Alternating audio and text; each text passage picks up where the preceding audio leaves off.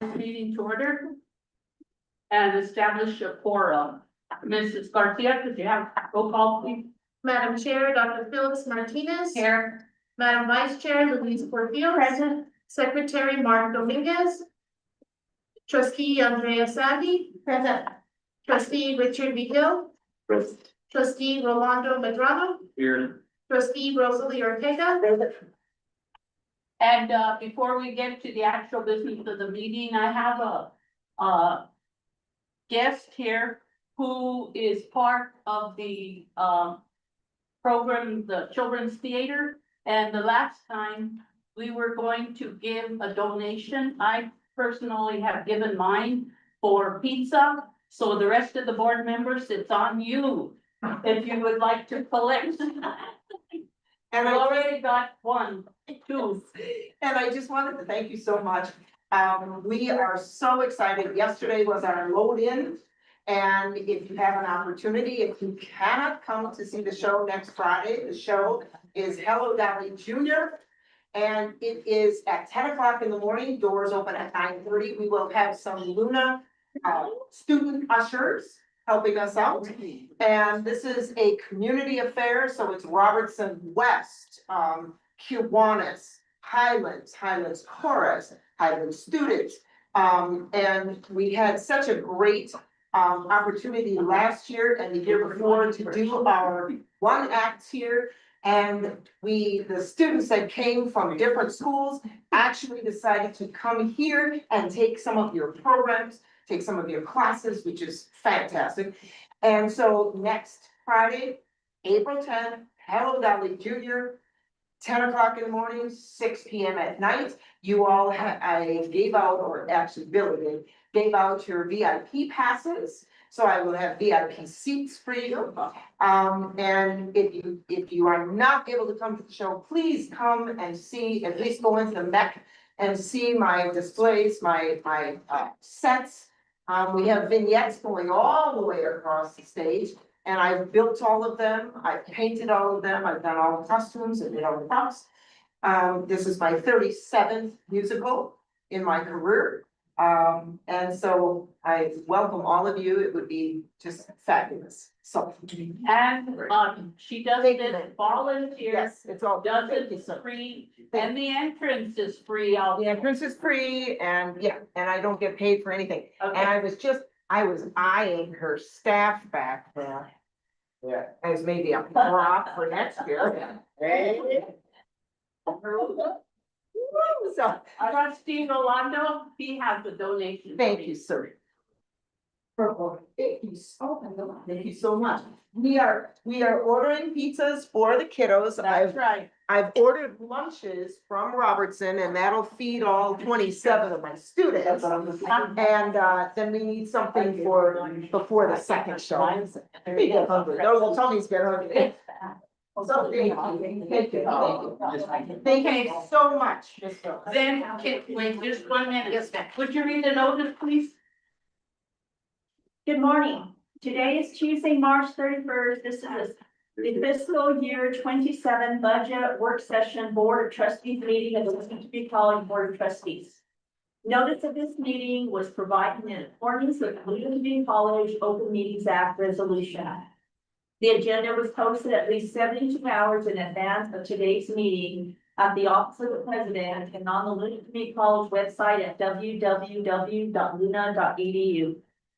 Any person who requires any special accommodations to attend or participate can contact the Luna Community College President at 505-454-2500 or 1-800-588-7232 extension 1000 for assistance. Thank you. Thank you. And I forgot to put Dr. Linder and Dr. Romero on the spot too, and Dr. Shields for a donation. How many kids are you gonna have to feed? 27. 27. We're not feeding the adults. They Adults can go someplace else. They need at least 2 pieces of pizza each, so figure it out. So it's 2 more donations, I hope. Well, I didn't bring my purse, but I will give you a donation. Thank you. Thank you. And Dr. Romero? I'll be happy to reach out to you. I'm putting everybody on the spot today. Thank you, Dr. Shields. All right, would you lead us in the pledge of allegiance, Ms. Amy, and then you're excused. I pledge allegiance To the flag of the United States of America, and to the republic for which it stands, one nation, under God, indivisible, with liberty and justice for all. Thank you so much. Thank you. Hope to see you there, everyone. All right. If you have a chance, come and see the set. Thank you. Next item is approval of the agenda. Do I have a motion? So. I'll second it.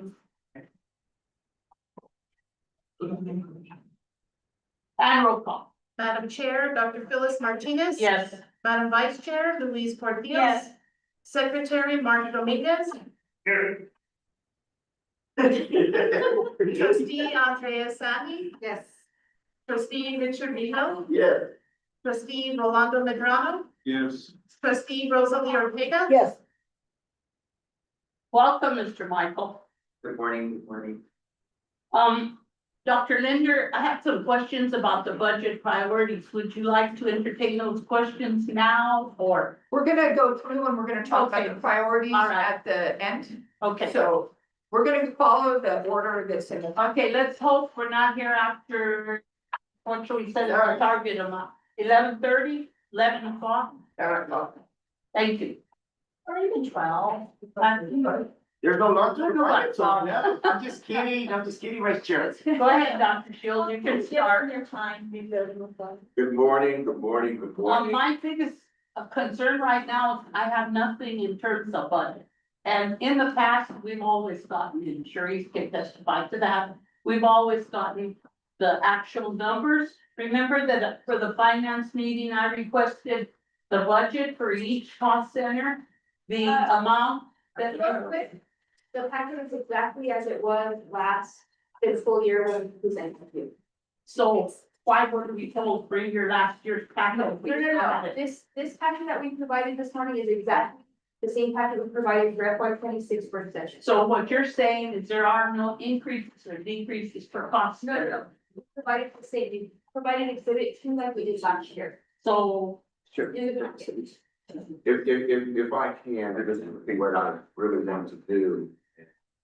My position of this presentation, I wanted just to go over a little bit of what is preliminary. so, excuse me, you know what I'm talking about, right?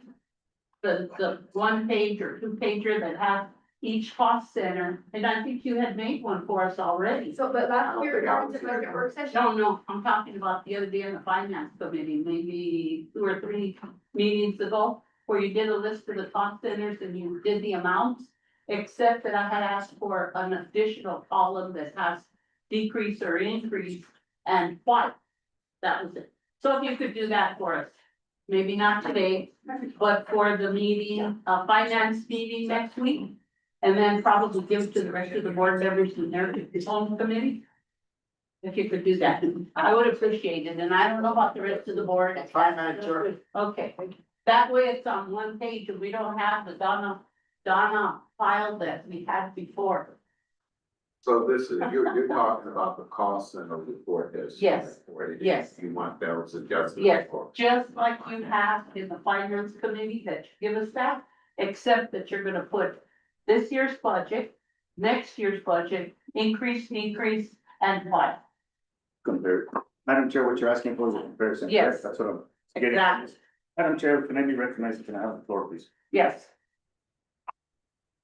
My understanding that today's meeting was gonna be a budget approval for the fiscal year, not a budget development. Is there something that needed to be discussed or that we needed to go over? Because it's always a discussion as far as an approval, or is it This has always been scheduled as a work session, a preliminary budget of where we stand. And so this is what we had last year, and we still have a lot of work to do in the budget. It's a huge process. did we not implement work session in the agenda, Dr. Linda, because it's. Yeah, work session, this is a work session.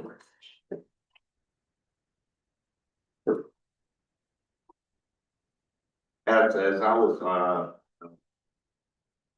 stating here, I wanted to go over the objectives of what this meeting is. It's a preliminary budget meeting. It's for planning and decisions, which will provide initial estimate costs and help set the financial expectations in our process. It allows us for adjustments for as project as we go through the budget, make sure that, you know, things will provide the flexibility within our process. It also enables us for budget control, making sure that we can track and manage and ensure that budgetary levels are attained. And of course, it gives us the communication between the administration and the board of trustees. And last but not, it supports our policy statement as get used for administration policy priorities. So for this reason, it's a preliminary budget process that we're presenting for you today. It's important for preliminary budgets, and it helps with the process and providing a framework for planning, decision making, as well as communication. And so with that, I will turn it over next to the president. I believe she has a. No. Sorry, our budget director, our esteemed budget director, the Sanchez will present the budgetary preliminary. Good morning. Morning. Good morning. So if you look in your packet, there's a timeline that I've been following. We begin budget development back in November. We have budget hearings January to February. April 7th, we will discuss the budget with finance committee. And on Tuesday, April 21st, I will bring the FY27 budget to the board of trustees for approval. And then I will submit the budget, if approved, to the state on April 24th. So what I provided is exhibit 2, and that's a roll of ING funds, which is exhibit 10.14. And this is only unrestricted. I've included revenues and expenditures as well as transfers. So FY26 original budget is what you all approved last year. And then I've included estimated actuals and FY27 ING budget. This is preliminary because there is a lot of entry that I still need to do and make adjustments. Do you have any questions on the numbers I've provided? I don't have any questions on the numbers you provided or the dates.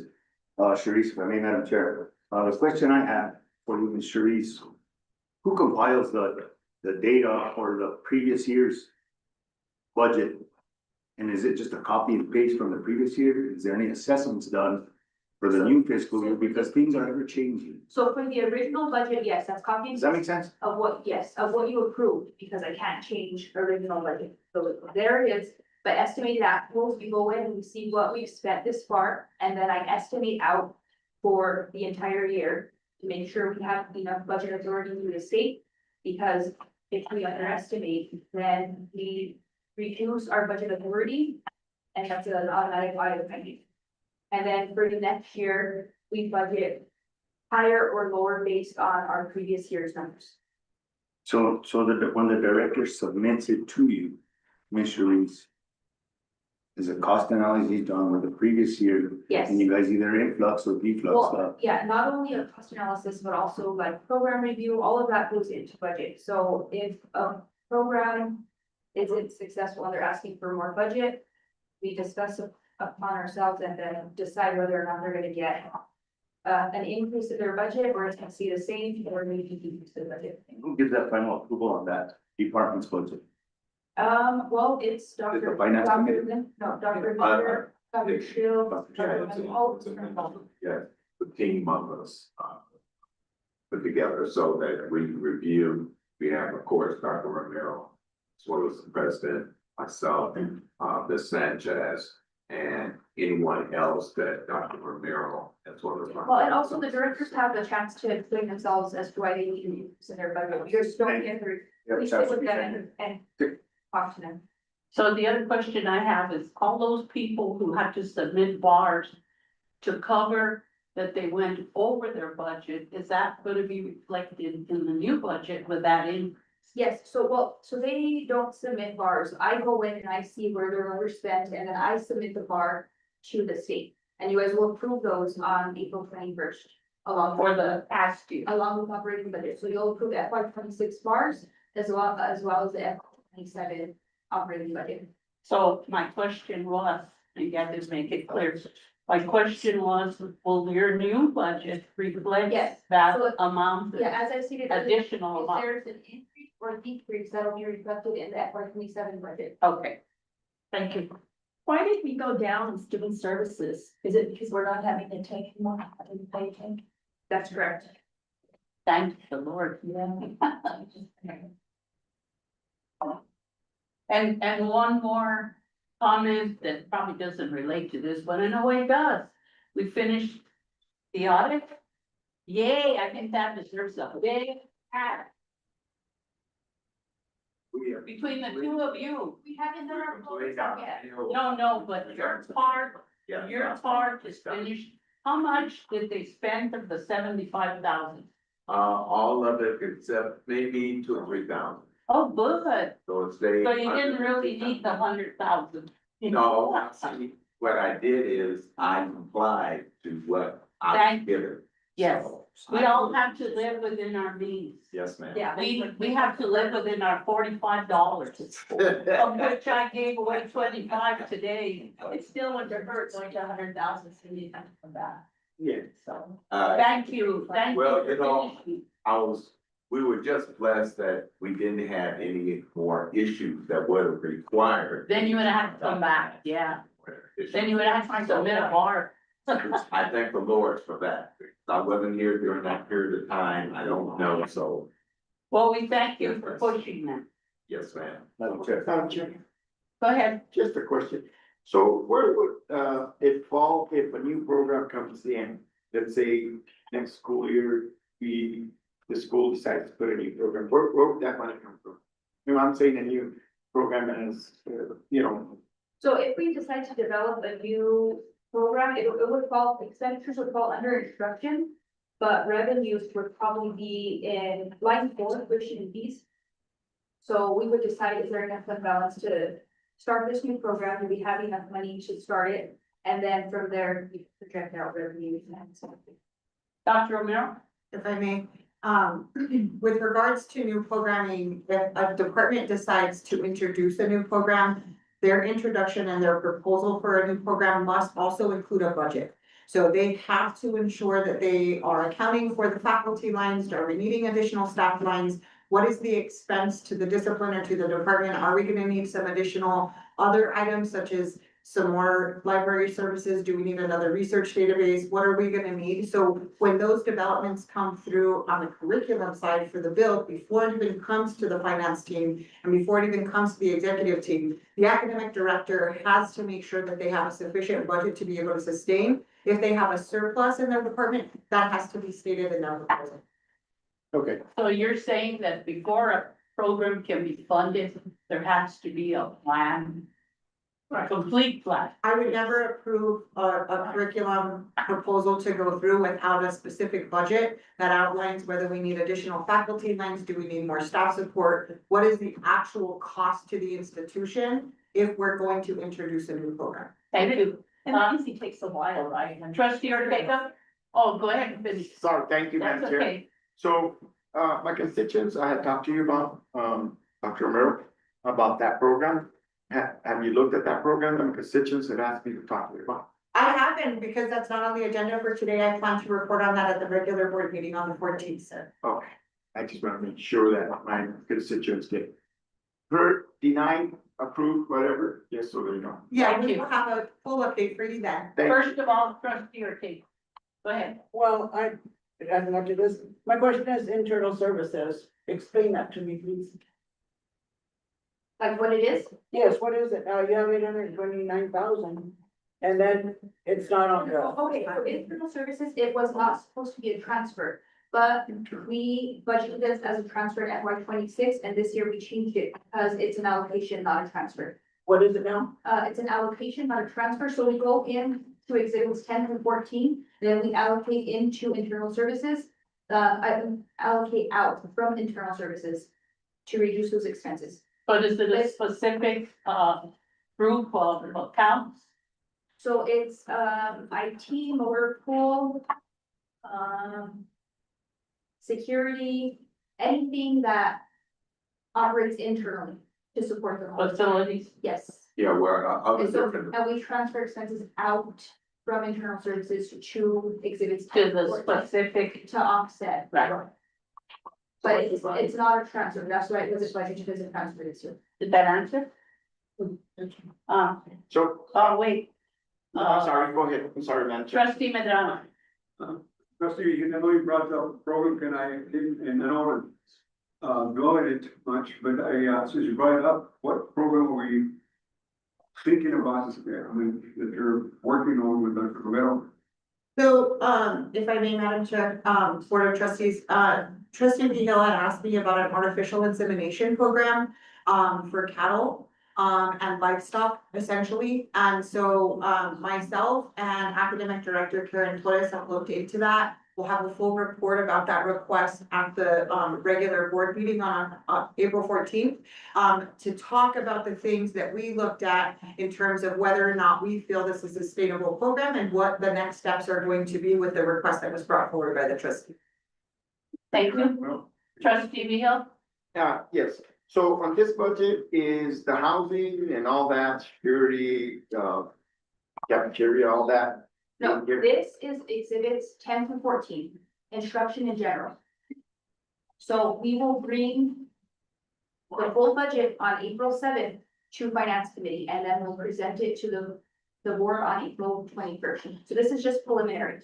This is just to tell you where we are at with numbers, but I have a bunch of entry and adjustments to do for the next 2 weeks. To be approved before May the 1st. Yes. that's correct. April 21st is our target date. Okay, If go I ahead. have one more question. I don't know if you covered this at the last meeting, as you know, I was not here. But what's the situation on the housing? As far as, the students, what was paid, how was it paid? Are we up to date on that? And what's the next step? I know it's gonna be a while. It's in the report, yeah, it's in the report also. And we have that. Yeah. Not in this, not in this. It's in the email. So we make a report for it, all we can say. I haven't seen it. This one. Oh, Yeah. Can we continue? go ahead. Go ahead. Go ahead. Does anyone else have any questions on budget? I have one more, Madam Chair. So at the end of the year, how much are we gonna have left over? So if you look, this is preliminary. Yeah. So if you look at line 30 and balances. Last year original budget was, was 2.4. Estimated actuals, it looks like we may end at 4.8. And then if after entry, preliminary, 2.4 for FY 27. But if you look, 26 was approved with 2.4, and it looks like we're ending for 4.8. So to that point, we're glad that we're not part of the public school system because this money would go back into the general fund. For higher ed, doesn't do that. Thanks to dear Lord.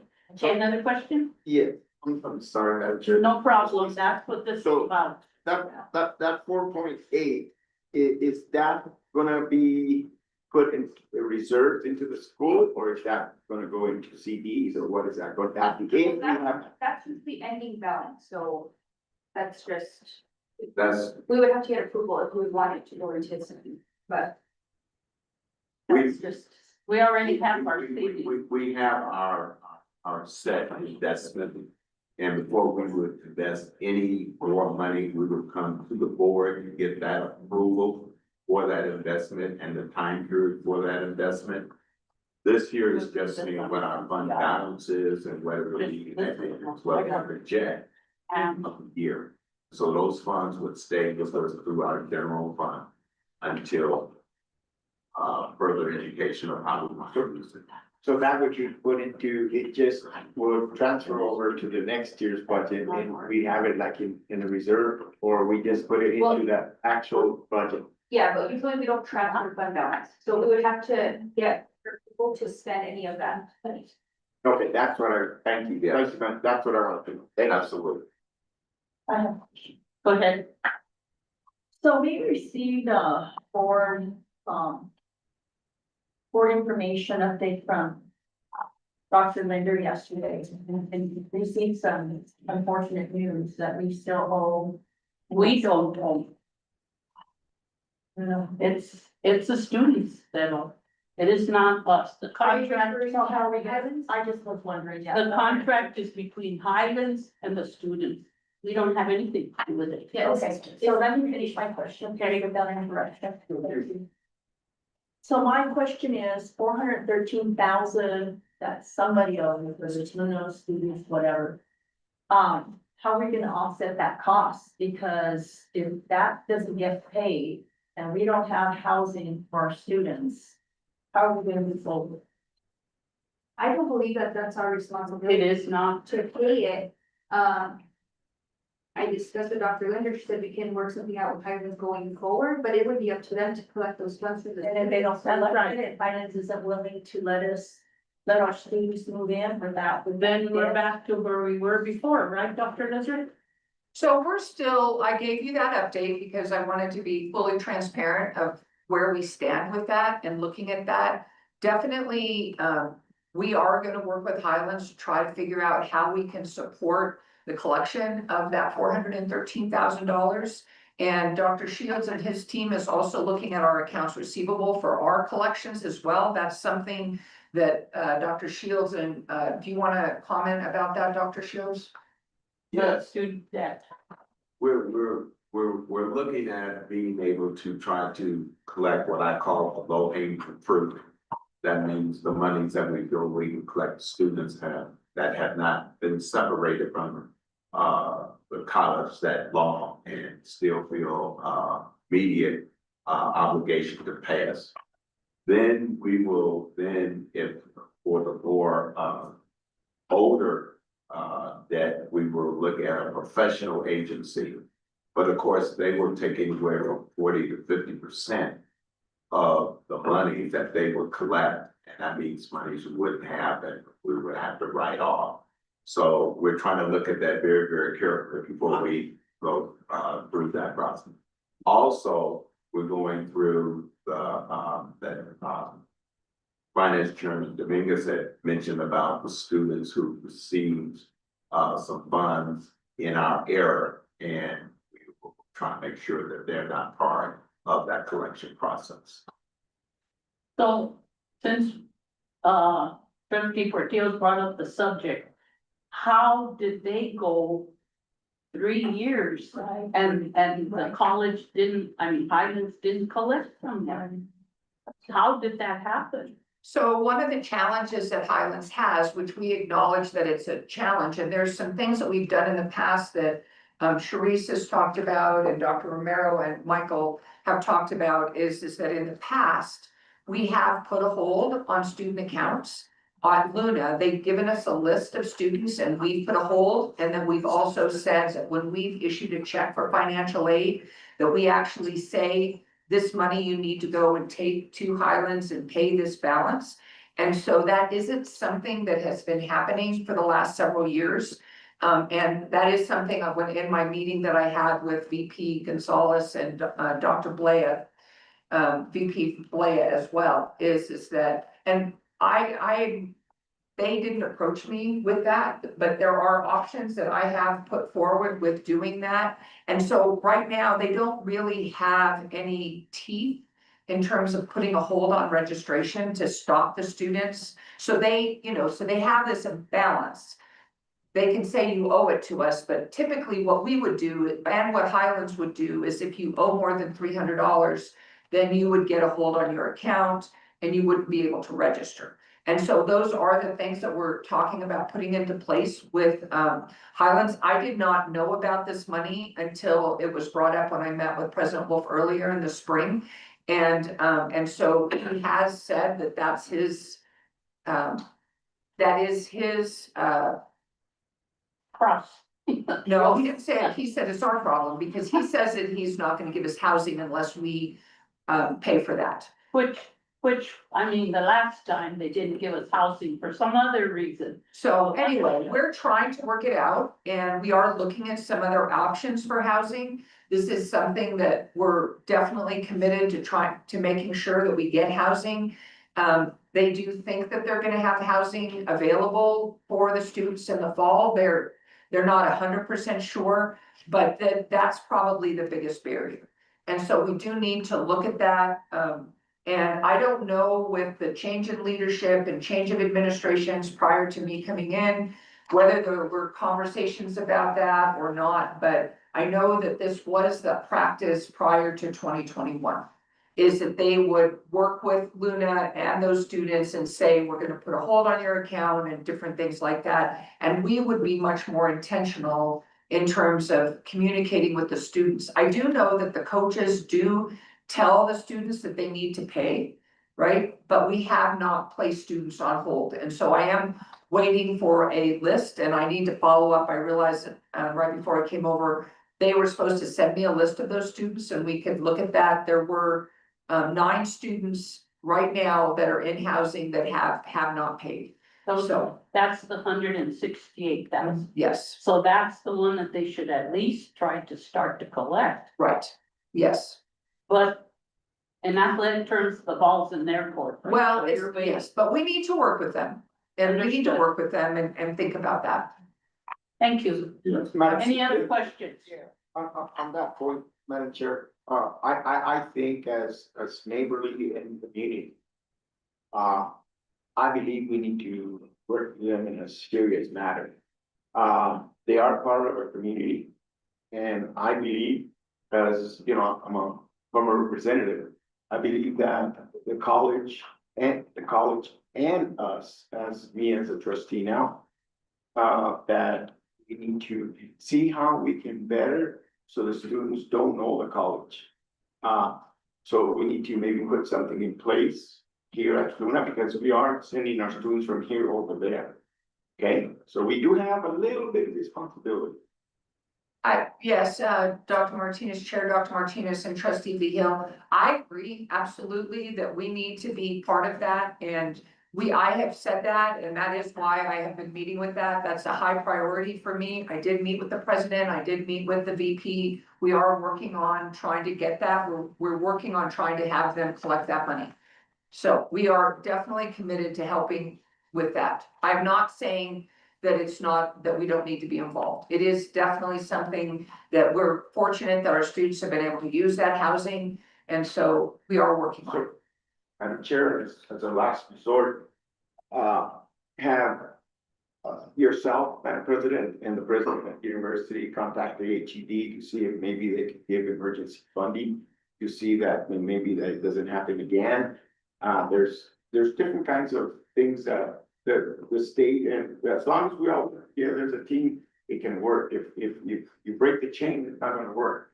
But if we chain it up, it can work. Yes. Chair Chair Dr. Martinez and Trustee Vigil, absolutely. I don't think we're the point right now to go for emergency funding. We actually do have fund balance. We are carrying significant accounts receivable on our account right now. If it comes to that and we make that decision, we want to know over the next couple of weeks what we're looking at and seeing, and then we'll bring it to that department. And so right now, I don't think we're in a position that we want to go ask for more money from the state right now on the emergency funding. But I think that what we need to do is figure out a solution, and we are working on that solution. Yeah. Trustee Ortega? I have a question. Okay, so this debt is actually belongs to the students. Did the students receive any finances, as in grants, scholarships, or anything that were earmarked for housing? So, Chair Dr. Martinez and Trustee Ortega, the money that we're talking about is what is usually paid for housing is Pell Grant. Right, so usually the students would use Pell Grant. because those accounts are not, because the students actually, that housing doesn't show up on their, or on our account. And that's what we're looking at trying to do in the future, then we can't, it's not targeted to that, although. The baseball team and the softball team give scholarships specifically for housing. So their scholarships specifically say that these are for housing. And so what we need to do, and I think one of the things that Dr. Romero and Michael have said in the past, and what Sharice has said, is that we have asked students to just sign their check right over to Highlands. And so those aren't things that we've been doing recently, and they are things that we need to consider doing in the future. And so definitely, we talked about having an agreement that the student would sign. They right now do sign a contract. They don't, and so they do sign a contract to pay that housing amount, but there's not any teeth in doing that. But what we're looking at is, one, having an agreement, a consortium agreement that's similar to the financial aid. So right now, if students are students at Highlands and they want to take classes at Luna, there is a consortium agreement that will pay the tuition between the financial aid. And so we're looking at an agreement like that for housing, so that there would be a very, very clear obligation and steps that we would take as an institution, but then also that the student would sign off on, that they would agree, so that when they sign that, they understand that they are responsible for that payment. Thank you. Any other questions? And probably add on that agreement that they signed that Luna is not responsible. That it's solely between them and. Well, so in the future, we have agreed that we will be assuming that responsibility, and that means that their housing will go onto their account. And so it will go on our student account, and so the student, actually, when they get their financial aid, it would just be applied, right, directly. Yes. Is that right? Right, Dr. Shields? and then we would pay Highlands, so there would be a issue. Yeah. See, the problem is For there is next no year. teeth in making the student, once we could tell them, say, hey, take this money, the additional money you have from Pell, and go pay for Highlands. But they don't have to. And that's where the situations come about. So now, after I almost say a slow response from Highland, and of course, we didn't do our fair share in trying to also follow up on our students and making sure we have this large situation going on now. But we, as the president. But I want to correct you, it's not we. We can't even take that as a personal debt. Well, it's not a personal debt, but it is a personal obligation, since it is still our students at their Our stage. But not necessarily us. Right, they can't make us pay that, but they can be. And besides, if we ever did, that would set a precedent for the future. That we would have to pay all students housing bills. Yeah. Never could afford that.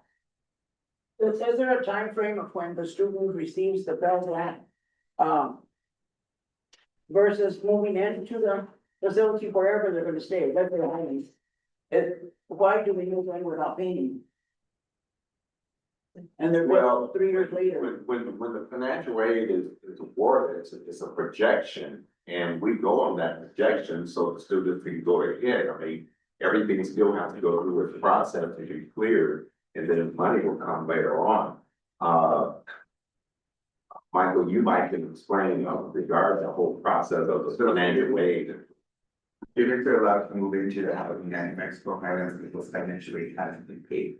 Normally, schools will not pay financial aid to their students until the third Friday of the semester, which is census date, which students no longer can add or drop. So this would give the financial aid office ample time to ensure that we're not paying federal funds out to students who aren't enrolled in courses that are not either applicable to their program, or they are not, they go in and drop a course, and then we have to go in and reverse fund that we're not paying them out more than what they're eligible for. So students are given the opportunity under a signed contract at New Mexico Highlands to move into the residential halls with the understanding that the student resumes full responsibility for getting the bill paid. Now, in previous years at Luna Community College, we did work very closely with the finance team from New Mexico Highlands which I know has been a change at their institution now, and I don't know how responsive they are in working with us, but in the past, it was a very tight-knit relationship that we would ensure where students would either get their checks from us, take it over to Highlands, give the whole check to Highlands, and then any money that was left over, Highlands would then refund them whatever was remaining from those funds. I don't know what has changed since that time, and like I said, I know that Highlands has had a change in leadership within their finance department where things could have been different. But speaking with financial aid, we normally don't pay out early financial aid because it does cause a bigger headache for the financial aid staff to go in there and constantly be either increasing or decreasing financial aid awards. So we wait until that third Friday to make sure that we lock in their class schedule. And is that a federal process or is that individual to each institution? Each institution can choose on how they disperse financial aid. New Mexico Highlands recently changed their policy. They do disperse financial aid earlier, but that does mean that the financial aid department is fully responsible for ensuring that increases and decreases and adjustments are made to students' account to reflect accurate information. Whereas we are choosing to do it at the end of census date, allowing students to adjust their schedule to their needs, kind of test out the water, see if the 8 o'clock in If the they're gonna morning. draw, Yeah, see if the 8 o'clock in the morning class is gonna work for them, or if they need to move it to the 11 o'clock. This way, this gives our students ample time, then our financial aid team can go in, and it kind of reduces the stress on the student of thinking, oh, well, I dropped this class, but now they have to reduce it, and I'm gonna have a credit balance back on my account. And it just smooths out the water for everyone. and previous was max. Correct. Go ahead. Years ago, when I was in school, they used to give the money early. For the students so that they could support themselves and living, because a lot of students lived off campus. But what they happened is students became wise and they would drop classes early. I mean, just leave school, but they would get that refund check of $5,000, $6,000, $7,000. And next thing you know, you see them with new cars and all kinds of different things happening. So the process has changed, and what we have now, I feel is a lot better. And it ensures that the student is using the money for the purpose it was given.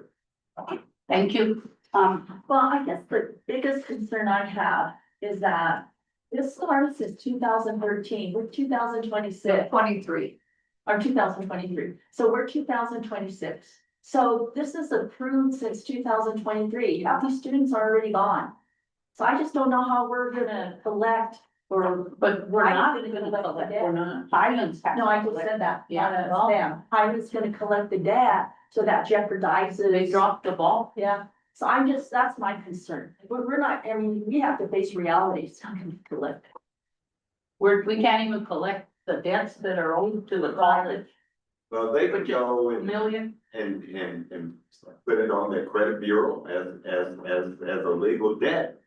And, you know, as a student continues on in life and wants to purchase a home or a car or something of that sort, they'll have to recognize they'll have to, you know, do something with that debt. So it's either pay me now or pay me later. But that depends on Highland and how aggressive they want to be. And I get that, I'm just concerned how it's gonna jeopardize the future of our students. And if we don't have housing available for them, and the only alternative we have is Highlands, and they can't get in because of this outstanding debt. We're Probably need to cross each bridge as we get to it. yeah, but we need to do that. Any other questions? Then, Dr. Shields, if you could, or Sharice, if you could continue. I don't have anything else on budget unless you have questions. If not, I can hand it over to Dr. Linder for the FY 27 budget priorities. Okay, thank you. And you do have what I provided, and I provided it on Sunday night as part of my weekly report. And I apologize if the page numbers, Leslie said the page numbers were not correct, but we didn't redo that yesterday, so I apologize for that. But you do have, after this exhibit 2, you do have the board summary. And then I provided a sort of larger working document that we've been using as a leadership team, that we developed as a leadership team. And just as a reminder, what Sharice said is that the directors and all the budget directors submitted their budgets. And then we had meetings with each unit. And then they heard all the budget requests. And we summarized those budget requests. And then the leadership team then went through all of those and we developed these budget priorities. And so what you can see is that we've taken a really focused and disciplined plan in 3 areas that we think will have the greatest impact on Luna's future: increasing enrollment. And that means increasing enrollment in student enrollment for 4 credit in this case, strengthening student success, and expanding workforce aligned programs. We're prioritizing investments in full-time faculty, student support systems, and workforce development because these are the areas that most drive enrollment, retention, and completion. At the same time, we are continuing critical multi-year initiatives such as the Workday Student Information System and planning for student housing while ensuring we complete our capital projects and prepare for accreditation in November 2027. This plan prioritizes what will move the needle now while positioning Luna for long-term stability and growth. And I'm happy to answer any questions for the budget priorities. And Dr. Martinez, you said you had a couple.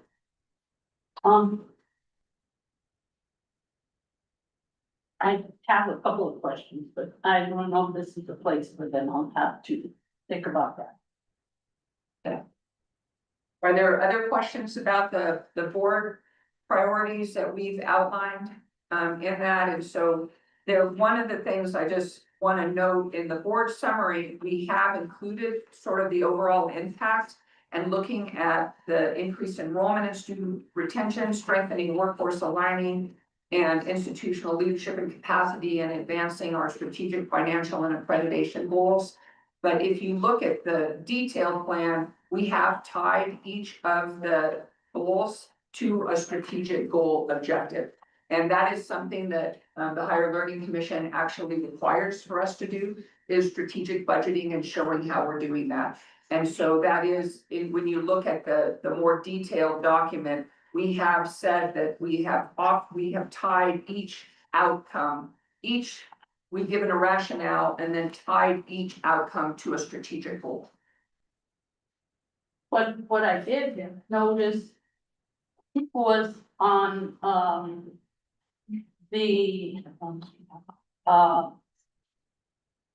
longer document. Okay, That, in one area, at least the satellite campus, you have key actions, and I wondered if there was any possibility, since we're looking at measurable goals, if in the others, is there someplace that maybe you could add actions?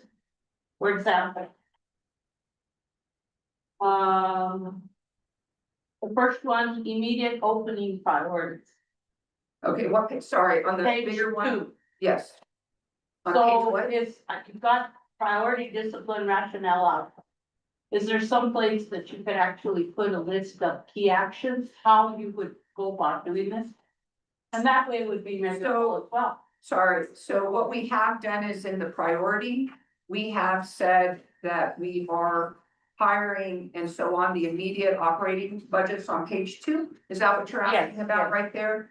And so what we have said is that we are increasing full-time faculty in those areas.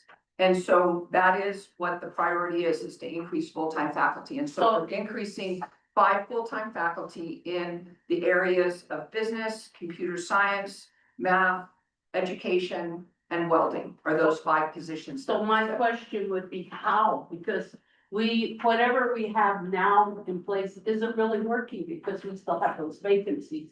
So is there gonna be a procedure? You don't need to answer about this. You just need to think about it and maybe come up with something specific. You know, are we gonna go keep doing what we're doing because obviously that isn't working? Or do we have a plan as to how we're gonna actually begin the process of trying to find someone? Trying to find a faculty member. Oh, let me just answer and then I can have you, Dr. Romero, sorry.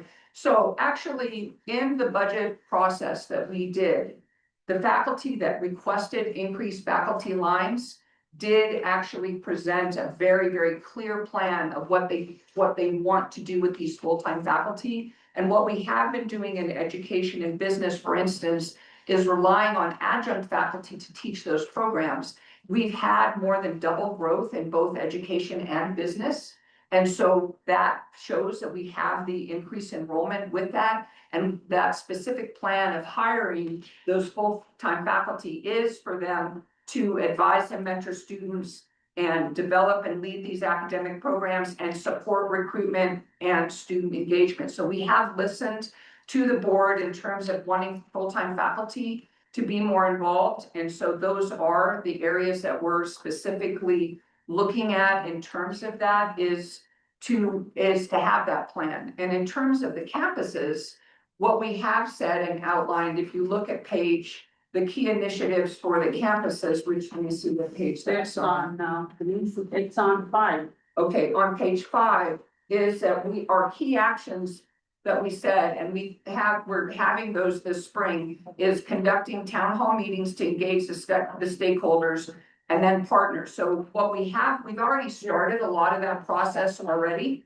And part of that I've talked about previously about some of the key people that we've hired, but we know that we need to work more intentionally at the campuses and make sure that we're meeting those needs. And so we think that the best way to do that is in workforce development. Dr. Romero, did you want to add something to that?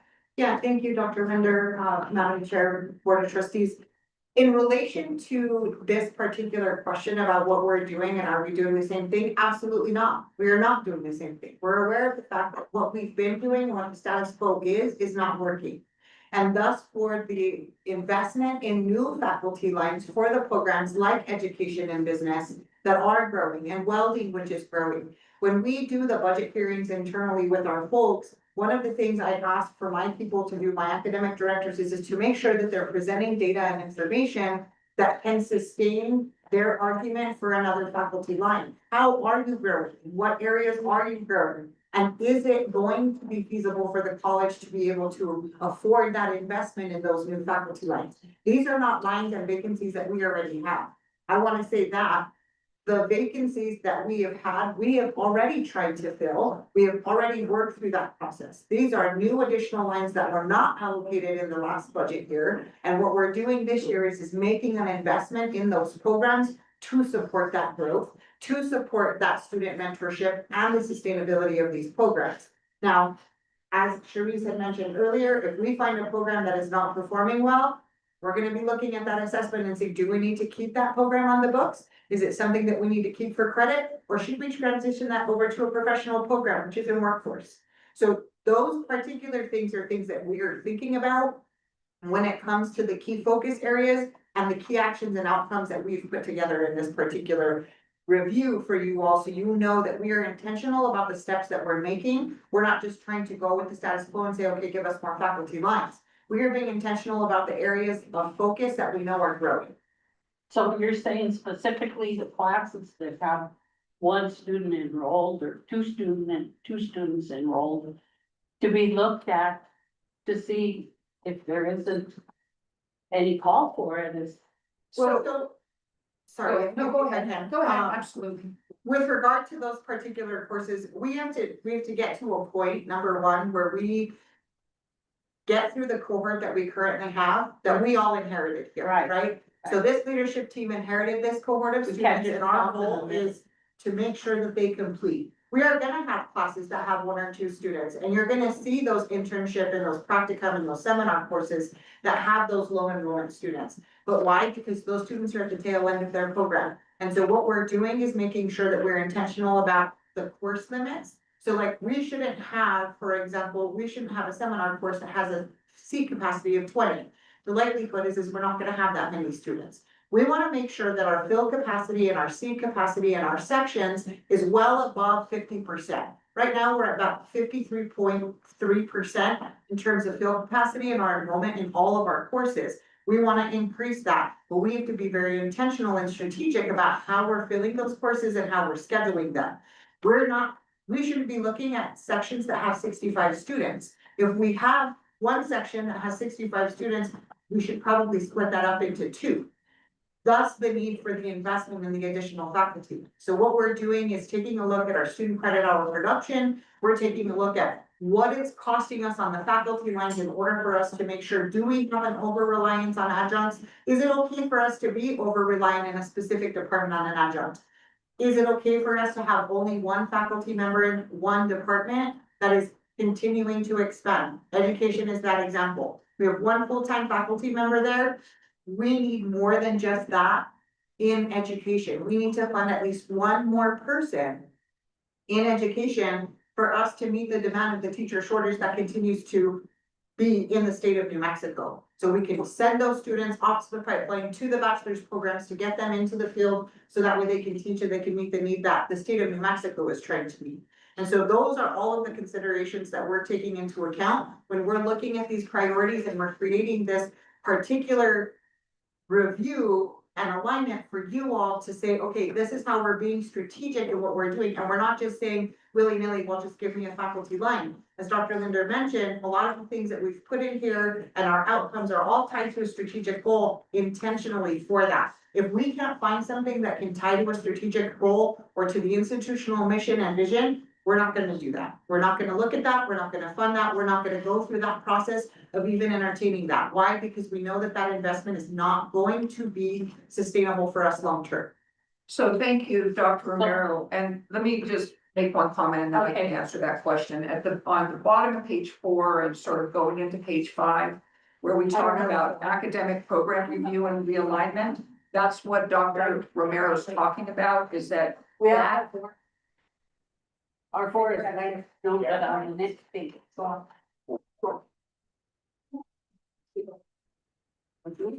And let's go. Well, there's three.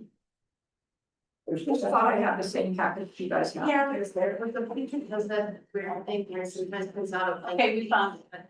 Okay, sorry about that. So one of the things that we realized, there are departments that have very, very clearly looked at their programs, have done an analysis, doing all of that, but we have not systematically, as an institution, done program review and realignment as an institution. And so that's something that we realize that we need to do, and that's not something that we can do in a month. That's something we need to do over a year and think about that. So that's what's outlined in this under strategic initiatives, launch multi-year impact. That first one is to conduct a comprehensive evaluation of academic and workforce programs. So that will, and so we're going to be looking at program demand and enrollment, alignment with workforce needs, opportunities for expansion, consolidation, and restructuring, integration of credit and professional credit pathways. And so that is that area. And so I think that Dr. Martinez, that you wondered what the action was. The priority is the action. What I've said as a priority is the action. And then the next thing is what we're going to look at in that, and then what we expect the outcomes are. And so we want clear program portfolios aligned to the strategic priorities. We want to make sure that we use data in terms of our faculty scheduling, so that we don't have classes. If we have a class with 1 or 2, there's a very specific reason why you have that. Sometimes we have to teach, we have a major that's going to complete that or not that. And then really make sure that we're strengthening academic and workforce alignment. Now, we've made a ton of progress in a lot of different areas across that. It's just that we have not looked at this across the board, and we have some programs that are longstanding programs that actually we think have the potential for workforce to really meet some workforce needs. And it may be that we just need to tweak them and modify those a little bit more. So that is what we're planning on doing with that. And so we have actually, there are not, in terms of this is a budget priority because it's going to impact how we budget next year. For this year, we haven't specifically budgeted to say we need money for program realignment. That's exactly what I was gonna ask. Right. So, and that, I can answer any of those questions, but to do that, we don't need more money to do that. And that's why, but it will take money in probably the next budget year. Or if there is something we can change this year, then we'll look at it and adjust it. It doesn't mean that we're not looking at it until next year. We just realized that when we were talking about this as a leadership team, is it that we have short-term things that we definitely need to address, and those were very, very clear. And then we have longer-term things that we need to do that. Dr. Shields, do you want to add anything to that? No, other than, if we want to make sure that every time when we look at these various different programs, we want to make sure that we have a financial wherewithal to be able to support it. And looking at all that, Dr. Romero and her team go through an extensive process of making sure that they have the correct budget, the number account for each class. It's really set up what is called more of cost accounting within our type of discipline of financial reimbursement. Because when a student enrolls in a class, only, if it's 4 courses, only 25% of their tuition goes toward that particular class. So when we're looking at the expenses of that, it's not their whole tuition that we're placing against their expense. It's just that one with whatever maybe particular thing. So the importance of having a strong reconciliation when it comes to the expenses versus the revenue is critical and something that we're looking at a lot more closely. And that's one of the reasons that I am proud to say, if you look at our performance, that we're doing pretty well at this juncture. So, 2 specific questions, maybe, is what I need to focus on. Are we going to, okay, you're saying strategic faculty hiring. So are we going to do more advertising? Because we know that the website, you know, first of all, it's highly convoluted and difficult for people. I've told people, look on the website and, you know, they don't know where to go, and I can't really give them instruction, but so that maybe Indeed, So some type of external rather than just internal, because the internal, I don't know how effective that has been. Plus, that's one. Plus, the second part is the hiring process been changed? Because in the past, if a person was missing one little thing but could make it up with something else, automatically they were not looked at. And we know that people don't fit into a little box. They may have some other very important skills that were not part of the advertising, but that could serve the purpose in the college. That's the second part. The third part is, are we paying people more money? Because we know that so many people that were full-time faculty have gone to the public school because they say if it was only 1,000 or 2,000, but it's 20,000 more often again. And, you know, we cannot match that 20,000, but even a little bit might keep them here. So, thank you. okay, thank you. Thank you for those questions. Those are actually really, really good questions. And I did report on, definitely the hiring is something that the board has said is a high priority. And our HR director did report on that, and I did report on it on March 17th when I gave my update. We actually have had a lot more success in terms of hiring. And we aren't just advertising internally. Every single position that we advertise does get picked up in Indeed, and we post it on Indeed. For instance, we are also advertising in other places. I just reposted the VP of Finance, and I had published that on Higher Ed Jobs. We were actually publishing that on Chronicle and also Inside Higher Ed. But Indeed does pick up our jobs, and Christy, our HR director, looks at that. She actually goes through Indeed and she looks for candidates specifically. And so when she has a position that's hard to fill, she actually goes out and she knows people can register on Indeed. So she is doing that. She has a lot of experience on that, and she is reporting on that and so that was the first question is, are we changing our advertising? We actually have changed our advertising. We changed our advertising about 3 years ago. And then we've gotten better in terms of doing that. In terms of the second part of the question was, what was the second one? The hiring process, if it's. The hiring process. So one of the changes that we have done in our job descriptions is that in terms of minimum qualifications, we cannot hire somebody that does not meet the minimum qualifications. However, what we have done with all of our job descriptions is we've added a line that says a combination of education and experience can suffice for that minimum qualification. And so we work with the search committee and we work with HR and we look at resumes and we say, does this person meet that based on that? And we have very specific criteria with that. And so if they've got, for instance, if we required a bachelor's degree, and that bachelor's degree would typically take 4 years, right? And so if somebody has 4 years of direct work experience in that area, that could count towards that experience. That's something we actually did starting probably when, I think that's something that even when I was an academic director, that was what we've done is adding that language. We've now been much more intentional in terms of making sure on some of the key hires that we look at that and do that. And so we have been, all the directors are asked every time we do a job posting, we don't take the existing job and just post it. We evaluate it, we do market analysis. We actually do look to see what is the market, what is Highlands paying, what is New Mexico paying. Back in June of 24, I did present to the board a new pay matrix in terms of broadening out our pay scale. Previously, in the previous administration, we hired only at the minimum salary. We said it didn't matter if you had 10 years of experience or 1 year experience or 0 years of experience, we hired you at the bottom rate. And that's how we hired. Many of us were hired under that situation.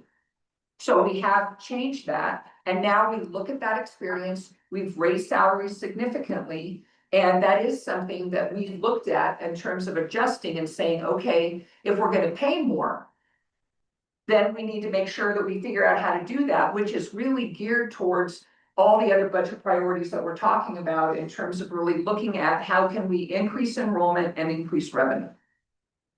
And another. And Dr. Schiltz.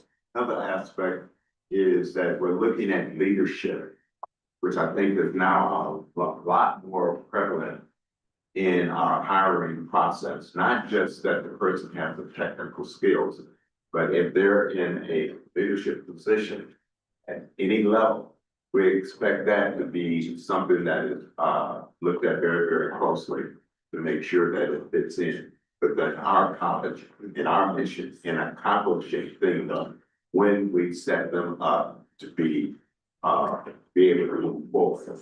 Otherwise, you just have another statistician person working technical, and that's not all what you're paying them for. You're paying for people also that can help move that needle to the time period of when it needs to be accomplished. So, yes, and going back to sort of our salaries based on K through 12. K through 12, we're not gonna be competitive with K through 12. Teaching in K through 12 is not the same as teaching at higher ed. You're teaching 8 to 3, you have these responsibilities. A full-time faculty member teaches anywhere from 15 to 17 credit hours, which is typically about 5 classes. All right, now those 5 classes, they may have, if you look at that, those 5 classes may be that you teach 2 classes on Monday, Wednesday, Friday, or 3 classes on Monday, Wednesday, Friday for 50 minutes, right? And then on Tuesday and Thursday, you may teach 2 classes for 75 minutes. There's some labs, there's some different times. But in terms of your instruction time, you might have a class at 9, 10, and 11. And then on Monday, Wednesday, Friday. That's it. You're not teaching 8 to 3.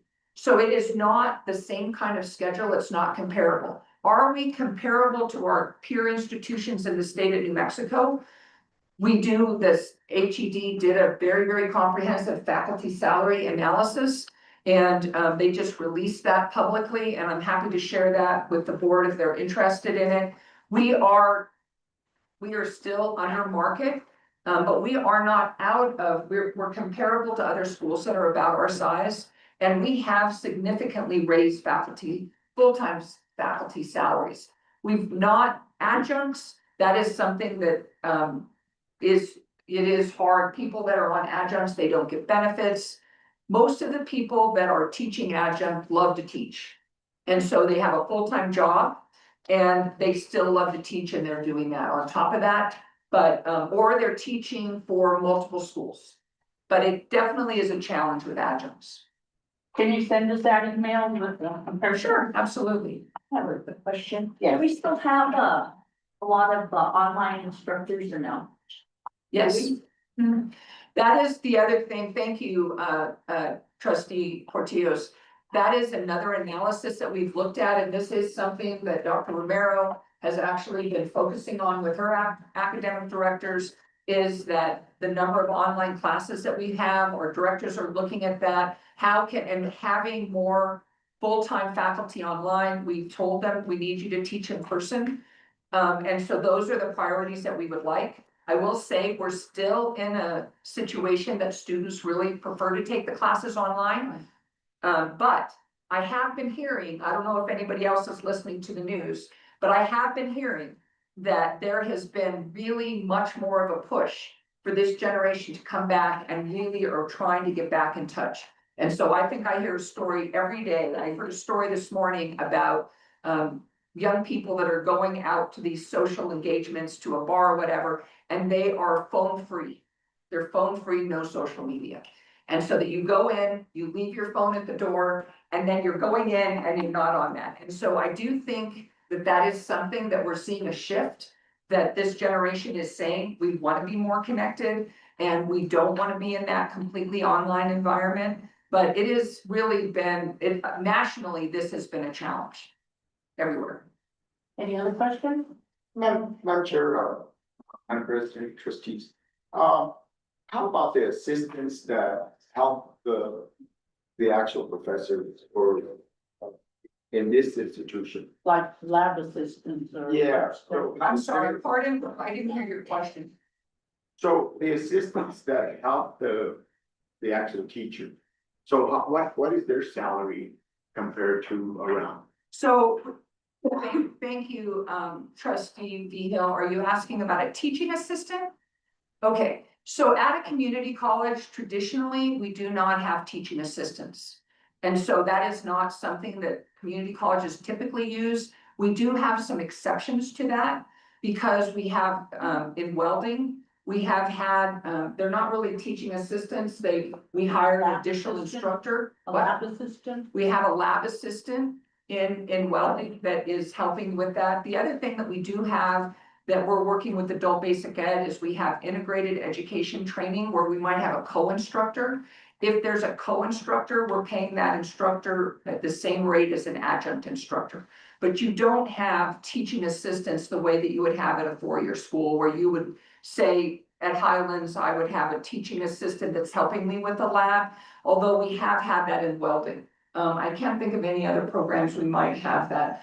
In cosmetology, we do have some people that we pay and we give some tuition credit for that. And so, but it's not in the traditional role that you would see at a four-year school. So on that point, Madam Chair, trustees, and Madam President, so right now, Luna sends an instructor to high schools for welding in them. Okay, trustee Veal, that's a really good question. The instructors that we have that are at the high schools are primarily high school teachers that are qualified to teach those classes. So they're high school credit. Dual credit. or concurrent enrollment, but there are, in some cases, we have had instructors, like we do have a welding instructor that does go to the high school and goes and teaches. And then in certain schools at West Las Vegas, we do have that. But in Cimarron, for instance, the person that's teaching welding is the instructor there, but he's qualified to teach those classes. Did you want to add anything to that, Dr. Romero? I just wanna say that when we work with the local high schools on concurrent enrollment or dual credit enrollment, we want to certify their teachers as adjuncts for us.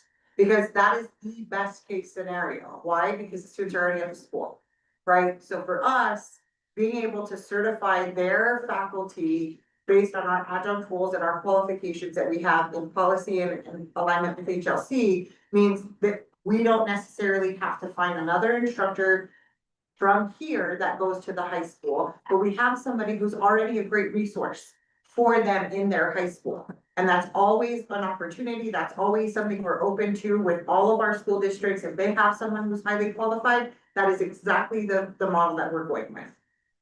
So, sorry, so that point, Madam Chair, trustees, President, Dr. Romero. So if high schools want, do we certify here, do we certify those instructors? Yes. Who teach the students at our high school levels? Right, so we don't certify them to teach at the high school level, so we provide foundational programming for them to be certified to be a teacher. Now, the pathway that we have for them is for them to lead into a bachelor's program, because you can't teach essentially with a teaching license, right? Without having a bachelor's degree in a specific content area or a specific level. And so we provide that foundational support, but we can certify them as adjunct instructors based on the credentials that they've already earned at the bachelor's or master's level. They have to be teachers. But do they, For have- dual credit, they have to be certified PED teachers. but they also, do they require now, where they have to have like the AWS certification for what? For No. accounting or the ASC for auto? So That's we would required. require a specific amount of either experience or certification depending on the particular class. So I'll just tell you, somebody asked me this question last week, like, what does it take to be an instructor at Luna? And I said, well, it depends. What do you want to teach? Because it truly is dependent. So I would just say that the qualifications for someone teaching in CTE versus teaching in humanities is very different. So those credentials and the experience that those people bring is not gonna be the same. We have to treat our CTE programs very differently because we don't have terminal degrees or master's degrees in those areas, right? You have certifications, you have other things and experience that those people in CTE are going to obtain in order for them to be qualified instructors in that area. Now, if we're teaching English in the humanities, well, we're looking for a master's degree in English. Or at least a bachelor's degree in English and 18 graduate credits in English, in order for you to be qualified to teach an English class for us at Luna, whether you're an adjunct instructor or you're a full-time. So quick question on the dual credit instructors, do you guys still do a pay scale where they get paid depending on the amount of students they have? No, They they're just at, take that. they're at the adjunct rate, So what's the adjunct rate now? 700 per credit hour. Okay. Thank you, that's. Trustee Dana, what do we have to offer these people that are non-degree, that are instructors? Don't be making, let's say, doesn't have a degree. Do we offer free tuition if they want to acquire classes, take up classes, try to get a degree? So there could potentially be a specific pathway. Now, this is something that I'll be looking into this next academic year about our pathways for hiring. And I talked to Dr. Linder because this was something that came up at the HLC conference that we were at about faculty qualifications and how to tier that. If somebody is working on their bachelor's degree, then how do we certify them and be able to still support them as a faculty member and give them the time and effort that they need in order to obtain those credentials? And so I don't know that we're in that place just yet. That could potentially be the case for CTE programs, but not necessarily the other academic programs. But that's something that we're definitely looking at going forward to be able to create a tiered system to where we have one specific qualification for academic programs. If you meet these qualifications, then you're ready to go. Now, if you don't meet that particular model, then what's the next step of that model and what do we look at? In order, are you close to a bachelor's degree or close to a master's degree? What are you doing? Are you doing anything? How do we offer some incentive to be able to support you, for you to be able to bring your skills to the classroom to our students, for us to be able to have you as a full-time faculty? And then if that is still not the model, then what is the next level down from that, where we can kind of support that person to be able to help them get the professional development and the skill development in order for them to be effective faculty? So just adding to that, one thing that we did do in going into FY25 is that, so the 24-25 academic year, is that we did actually change the faculty's pay structure. So when I started, CTE faculty, because they didn't have master's degrees, were all getting paid, like the base rate was 38,000 at that time. And so, but if you were master's level at that time, you were getting paid 42,800.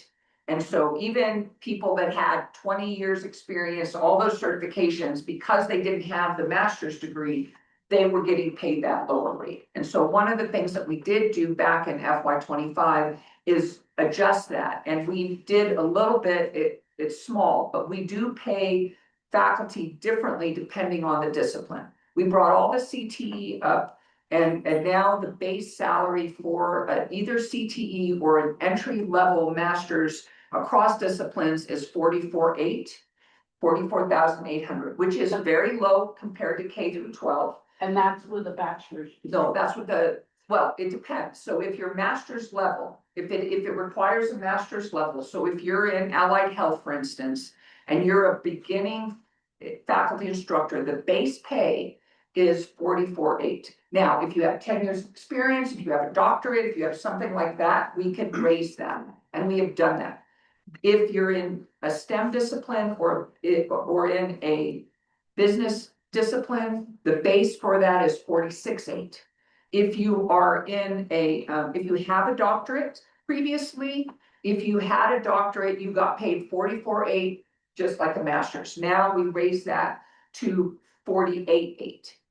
And so depending on that, and then if you have years of experience, you may look at that. So we did make those adjustments. Now nursing, we pay nursing faculty based on what is the market for nursing faculty in the state. So the base for nursing faculty is 62.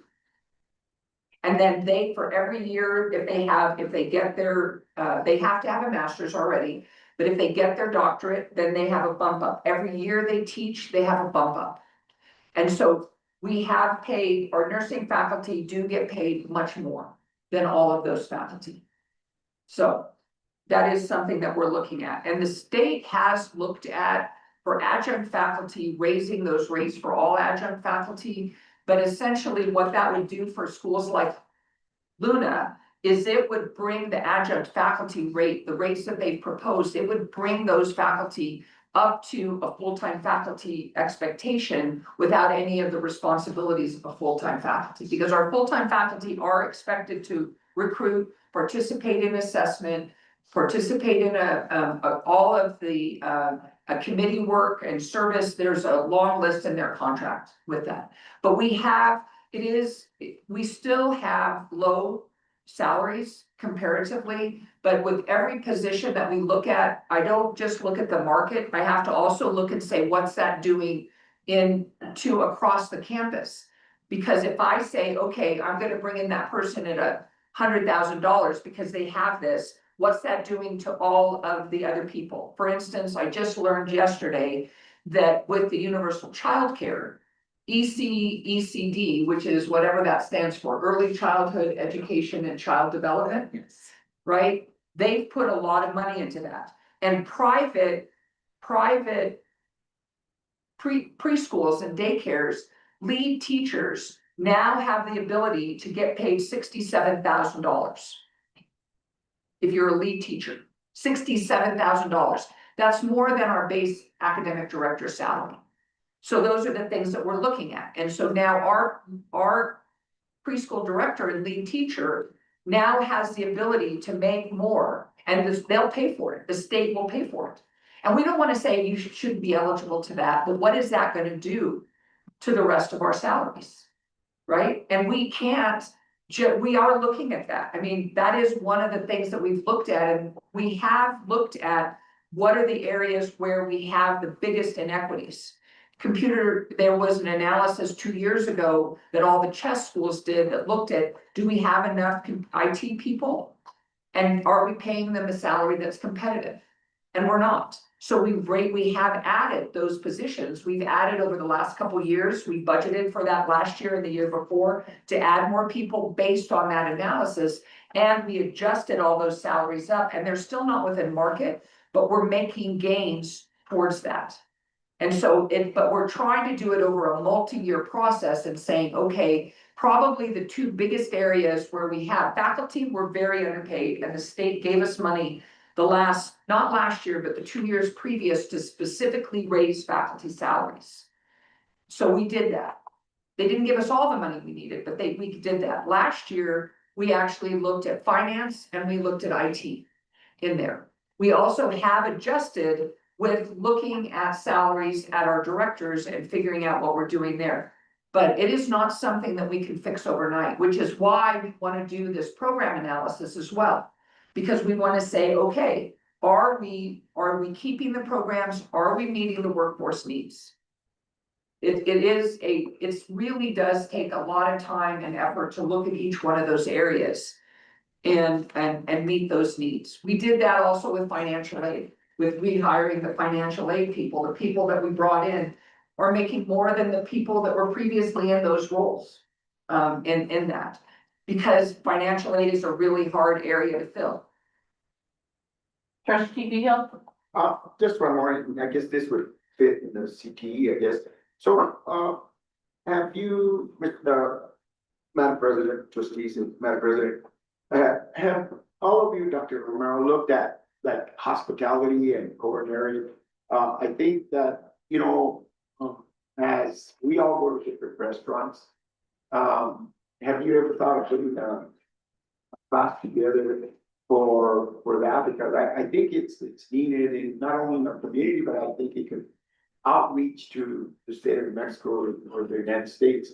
I'm not saying that I go out every day, but I do go out and eat, and I see that. I'm not criticizing anybody, but I think if there was a program, they could better themselves. Criticizing them to better themselves, like myself, and, you know, other people that are going to that. Thank you. That's a really good question, and that is something that we've had a lot of conversations with. We've had a lot of conversations, the State Trolley 11, they have proposed a hospitality and wanting to do that in customer service and tourism, and what could we do with that? We did restart the culinary for that very reason and looked at that, and before we restarted that culinary, we did a whole market analysis to make sure there was the need, but also there was the interest. And would people, you know, when we looked at that, we asked specifically, if we started this, would you enroll? And I will say that and this is fine because people always have intention and don't do that. But the number of people that actually enrolled, which were doing okay, was a lot lower than the people that said they absolutely would. And so that is what we're proposing in this, is to really look and also listen in Santa Rosa, in Mora, in Springer, what are those programs, and look at that so that we're not just making that decision. It always means that you're engaging the stakeholders. So if we're really looking at it, are we talking to those businesses in town? And we've actually had those conversations over the last several years.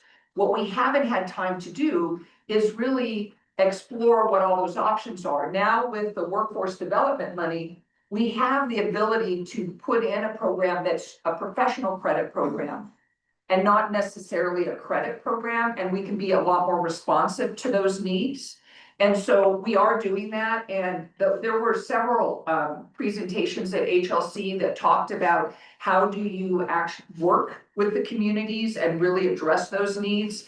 And that's what we know that we need to do, but it can't be just doing it without really looking at the data and what is it going to cost us. So we've costed that out, a pretty good model for non-credit. Professional credit, we're switching and not calling it non-credit anymore, we're calling it professional credit. And I've got to learn that. Jeff Gamlin keeps reminding me of that. And so, Right behind you. but anyway, that is absolutely we've had those conversations, people have addressed that in our need. And that's why we want to have those, that's why we want to put together advisory groups, look at all that. And it has not been done intentionally. We've done it ad hoc. And what we're proposing to do is just to be a lot more intentional about it so that when you bring an idea, that we have a process that we can put it into a model and say, does it meet these needs? And there's a lot of models out there. There's a ton of books that have been written about this, and at HLC, at the vendors, there were companies that we could pay a lot of money that could help us do that as well. We don't think we need to pay anybody to do that. We think we can do it based on what's out there in the public sector and just open and free. And so we've all addressed that. So that's something that we've talked about, something Dr. Shields has brought up. I don't know if you want to add anything, Dr. Romero or Yes, please. Dr. Shields. So Like Dr. Linder mentioned, we have talked about hospitality and what that means for our community, especially in the professional sector, right, in the workforce area. That is something that is an ongoing conversation. If you ever visit my office, you will see that that is a priority on my board with regards to hospitality programming and what we're doing for the industry locally here in order for us to ensure that we're meeting those respective needs. Now, are we done with an analysis for that? Absolutely not. But I'm gonna play a new card here just for a minute if I can. I'm 9 months in as the VP, and I think we've made a lot of headway. Where we are and where we're going and the sustainability of what we envision going forward and working with Dr. Linder and with Dr. Shields and Michael Montoya and Sharice, our academic directors, and the rest of the folks in our executive team have really committed to what the sustainability is gonna be. And that's why, like Dr. Linder said, if we need to sunset credit-bearing programs and transition them to professional credit, because that is probably the better place for them to live, then that's what we're gonna do. We're gonna make those changes and make those shifts, but we're also not gonna be looking at things and just saying, okay, yeah, like, we're just gonna do it just because somebody said this would be a great idea. Is it feasible? Is it sustainable? Those are the things that we wanna make sure we're gonna do. If we're gonna do something, we need to make sure it's gonna have a lifespan longer than 3 years. So the other thing I want to bring up, which is something that I've looked at here since I've been here, is that just because we absolutely recognize that we need hospitality, we recognize that we need better that if there is not, or even dental assisting, we have a quota accredited dental assisting program. If the people that are in this community don't require that certification for hire, then it doesn't do any good for those students to get that certification, right? Everybody told me, which I spent a lot of time looking into, vet tech, right? AWC, the people that do the spay and neuter clinic, we want to work with you. And I said, great, we'll work with you, we'll work on that. But in the state of New Mexico, it does not, you don't have to be certified as a vet tech. So if you're certified, you need to pay them more. And in this community, people don't have the money to pay more. They just don't. Now, that is something long-term we can look at. But the bottom line is, if you can just grow your own and pay somebody this salary, you're just gonna pay that. And absolutely, having a hospitality certificate would make you higher. We offer 2 certificates in criminal justice, right? We offer 2 certificates in criminal justice. And one of the first questions that I asked when I came here is, when I go for a job, if somebody has that, will they be hired, and will they be hired at a higher rate because they have that certification?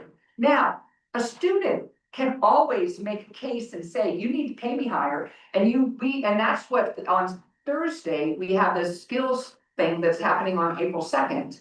Is that CTE is doing with this skills professional of people developing your resume, putting all that forward. That's the goal, so we can better have our graduates advocate to get higher wages. That's absolutely critical. I have this certification. You should pay me more because I have it and this is why, and I now am certified in hospitality.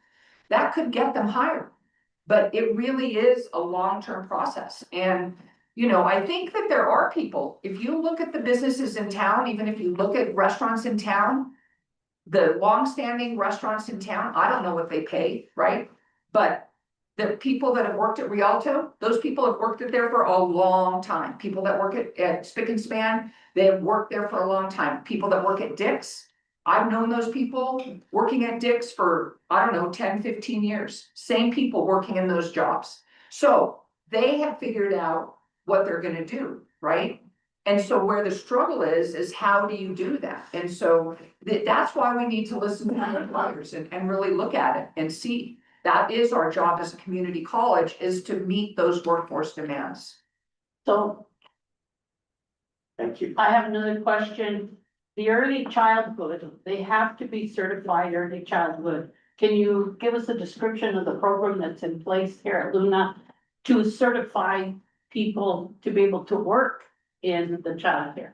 So I'm not an expert in early childhood, but we do have that early childhood certificate that allows them. And so we have a certificate in that that has grown. Actually, we've doubled the number of students in that. And so I can get you more information about that, but we do have that early childhood certificate that our students are getting. They can either get a certificate or they can get an associate's degree. Yes, and sorry if I could Yeah, just thank you. add, the certificate allows for them to be a certified CDA.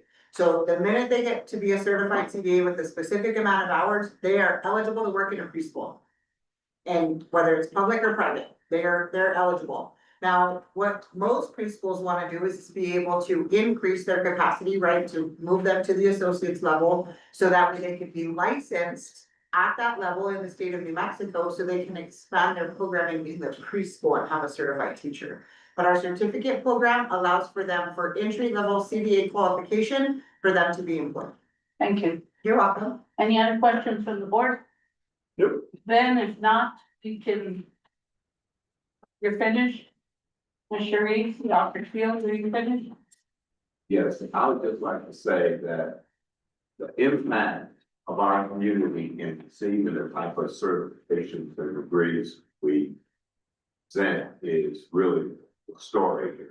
You know, if they don't regard it as a high discipline in promoting our community, the people that we have here, then it's something that's avoid. So I would just like for us to take a look at that very, very closely. I'm sure that with the president, my colleague, Dr. Romero, is looking at it very closely. What is that impact to our community? Because that is what our college is all about. Thank you. Amen. Any other comments? I have one now. Go ahead. One of the, what I liked about the, I wanted to bring out this, I like the David mentioned, Dr. Fields, of, we're looking for applicants.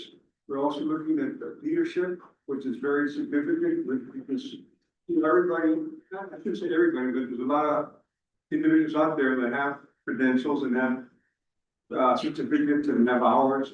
But if you don't have the leadership, then, you know, it's, doesn't help us. A technical person. So I'm glad you brought that up, and we have prioritized leadership development and professional development in our plan, and there is some money related to that that we have committed to that. But part of that is money that we've already started in terms of the workday learning, but I was just looking at the peer learning, and so the chess group went and looked at colleges that just went to workday.